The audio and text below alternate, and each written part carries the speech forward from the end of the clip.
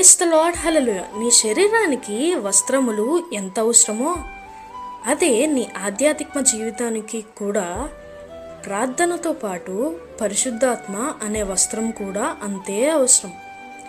మనం ప్రార్థించేటప్పుడు పరిశుద్ధాత్మ మనలో పని చేయకపోతే దేవుడు అలా మాట్లాడతారు, మనతో మాట్లాడలేరు కదా.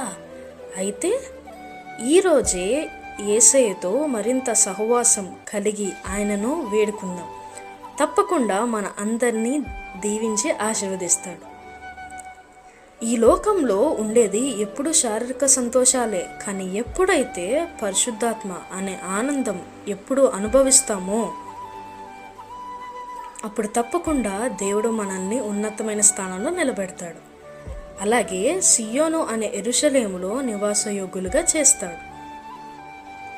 అపోస్తల కార్యములు 20వ అధ్యాయం 28వ వచనం. దేవుడు తన స్వరక్తం ఇచ్చి సంపాదించిన తన సంఘమును కాయుటకు పరిశుద్ధాత్మ మిమ్మును దేనియందు అధ్యక్షులుగా ఉంచును. ఆ యావత్తు మందనమును గూర్చియు మీ మటుకును మిమ్మును గూర్చియు జాగ్రత్తగా ఉండుడి. దేవుడు మిమ్మల్ని అందరినీ దీవించును గాక. ఆమేన్.